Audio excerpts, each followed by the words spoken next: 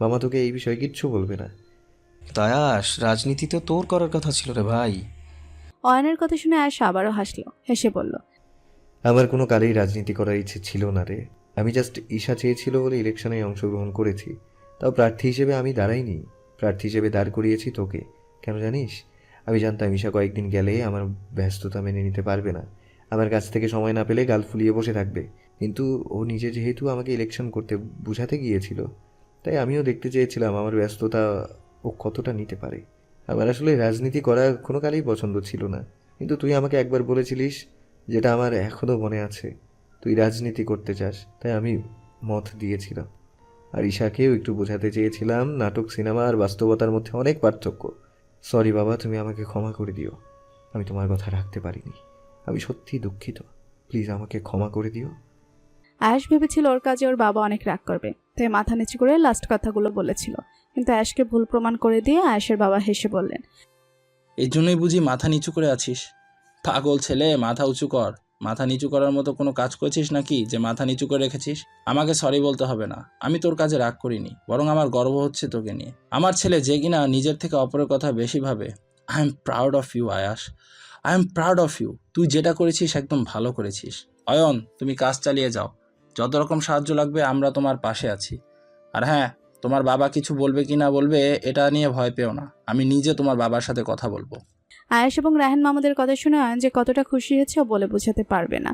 এতটাই খুশি হয়েছে যে খুশিতে অয়নের চোখে জল চলে এসেছে। অয়ন সাথে সাথে এগিয়ে গিয়ে আয়াসকে চাপটে জড়িয়ে ধরল। থ্যাঙ্কস রায়াস, তোর এই ঋণ আমি কোনোদিনও শোধ করতে পারবো না, কোনোদিনও না।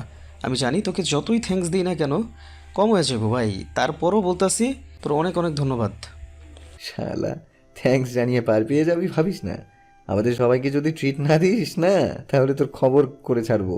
কি বলিস মিলি? সাথে সাথে মিলি হ্যাঁ বলে লাফিয়ে উঠল।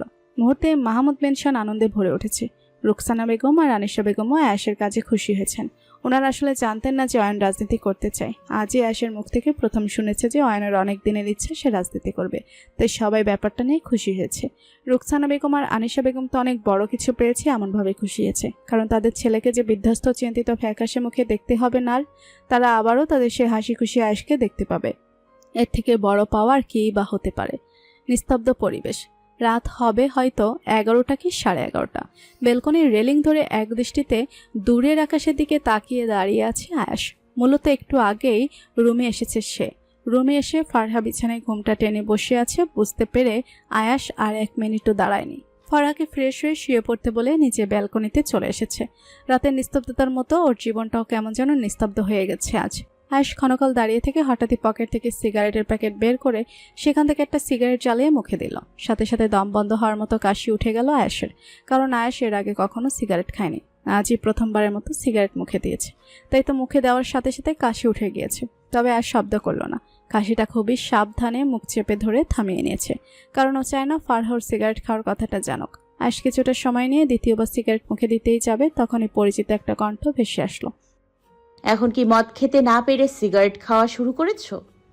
ঈশার কণ্ঠ পেয়ে চমকে পেছনে তাকালো আয়াস, অবাক কণ্ঠে বলল, ঈশা, তুই তুই এখানে কেন?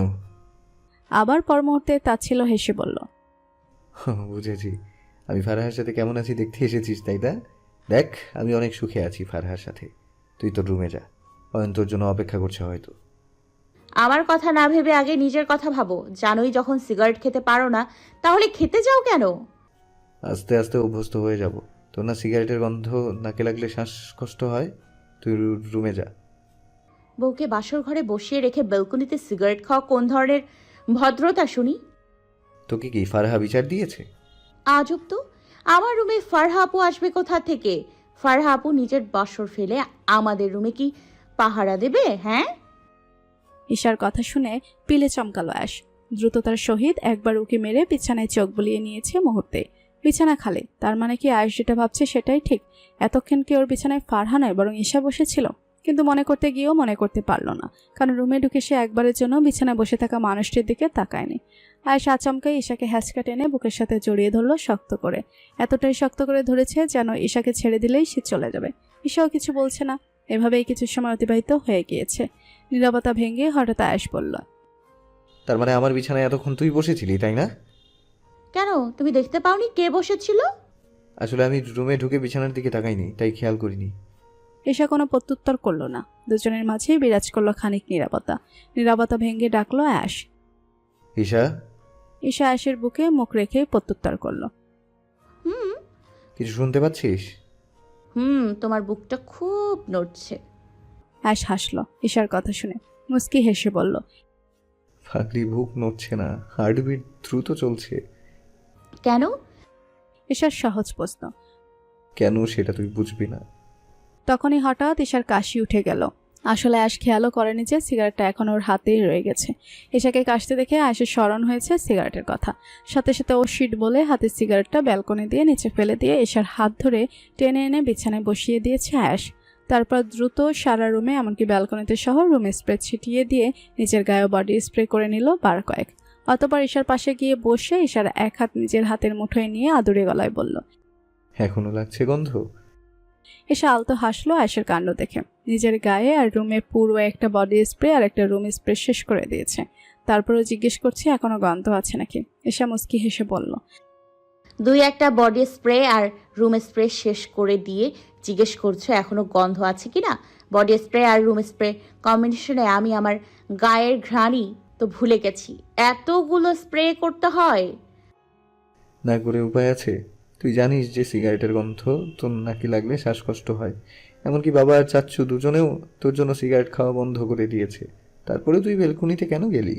আমাকে রুম থেকে ডাকলে আমি আসতাম না বুঝি? প্রশ্ন সেটা নয়। প্রশ্ন হলো আব্বু আর বড় আব্বু দুজনেই যখন আমার জন্য সিগারেট খাওয়া বন্ধ করে দিয়েছে, তাহলে তুমি সিগারেট খাচ্ছ কেন? আগে কখনো আমাকে সিগারেট খেতে দেখেছিস? কখনো আমার গায়ে সিগারেটের গন্ধ পেয়েছিস? না, তা পাইনি। তাহলে? আজ খেতে দেখলাম তাই বলছি। আজ মাথাটা হ্যাং হয়েছিল, তাই সিগারেট খেয়ে হালকা করতে চেয়েছি। তাই নাকি? তাহলে সিগারেটের প্যাকেটটা কোথায়? আমাকে দাও তো, আমিও একটা খাবো। আমার মাথাটা খুব হ্যাং হয়ে আছে। সাথে সাথে অ্যাশ বসা থেকে উঠে পড়ল। চিন্তিত গলায় বলল, পাগল হয়েছিস? একটু গন্ধ লেগেছে শুধু, অমনি কাশি উঠে গেছে। আর তুই সিগারেট খাবি? জানিস না সিগারেট খেলে লাংসের প্রবলেম হয়? তাহলে তুমি কেন খাচ্ছ? আমি তো, আচ্ছা ঠিক আছে, আমি এখনই বেলকুনি দিয়ে ফেলে দিয়ে আসছি। আর যেন আমার কথা না শুনি। বলেই আয়াস ব্যালকনিতে গিয়ে পুরো সিগারেট প্যাকেটটা ফেলে দিয়ে আবার ঈশার পাশে এসে বসল। এবার খুশি? হুম তখনই দরজায় টোকা পড়ল। অ্যাশ কিছুটা অবাক হলো। এই সময় ওদের রুমের দরজায় আবার কে নক করছে? সবারই তো এতক্ষণে ঘুমিয়ে পড়ার কথা। পর মুহূর্তে মনে হলো ঈশাকে তো ওর কাছ থেকে নিতে আসেনি তো অয়ন। কথাটা মনে পড়তে আবার ঈশাকে বুকের সাথে জড়িয়ে ধরলো অ্যাশ। আয়েশ মনে করেছিল বাসার সবাই মিলে ওকে বোকা বানিয়েছে। মূলত ওর বিয়েটা ফারার সাথে না, ঈশার সাথেই হয়েছে। কিন্তু এখন দরজায় টোকা পড়ার শব্দে আয়েশের বুঝতে দেরি হলো না ঈশা সবার অগোচরে ওর রুমে চলে এসেছে। আর তাই অয়ন এখন ওকে নিয়ে যেতে এসেছে। এরই মধ্যে দরজায় বার কয়েক টোকা পড়ল। এতক্ষণ কারো কণ্ঠ না শোনা গেলেও এবার একটা পরিচিত কণ্ঠ ভেসে আসলো। আয়াস, দরজাটা খোল। আনিশা বেগমের কণ্ঠ পেয়ে আয়েশ আর ঈশা দুজনেই অবাক হলো। আয়েশ অবাক কণ্ঠে বলল, ছোট মা আবার ডাকছে কেন? চলো গিয়ে দেখি, যদি কোনো দরকারে ডাকে। একদম না, আমি খুলবো না। আমি জানি ওরা তোকে নিয়ে যেতে এসেছে। আরে আমাকে কেন নিতে আসবে ওরা? দেখি সরো। তুমি না দেখলে না দেখো, আমাকে দেখতে দাও। বলে ঈশা উঠে দরজার দিকে এগিয়ে গেল। আয়েশা এতক্ষণ বসে থাকলো। ঈশাকে যেতে দেখে ও আর বসে থাকলো না। দৌড়ে ঈশার আগে গিয়ে দরজাটা খুলে দিয়ে ঈশাকে আড়াল করে দাঁড়ালো সে। যদিও দরজায় ফ্যামিলির সবাইকে দেখে আয়েশ একটু অবাকই হয়েছে, কিন্তু মুখে সেটা প্রকাশ করলো না। রাগি রাগি কণ্ঠে বলল, কি চাই সবার? আয়েশ পেছনে ঈশাকে আড়াল করে রেখেছে দেখে সবাই মুখ টিপে হাসলো। আনিশা বেগম হাসিটা চেপে রেখে গম্ভীর কণ্ঠে বললেন, আয়াস, তোর তো বিয়ে হয়েছে ফারহার সাথে। ঈশা তোর রুমে কি করছে? ঈশা, চল, তোর জন্য অয়ন কখন থেকে বসে আছে। আর ফারহা বেচারিও আর কতক্ষণ রুমে না ঢুকে বসে থাকবে?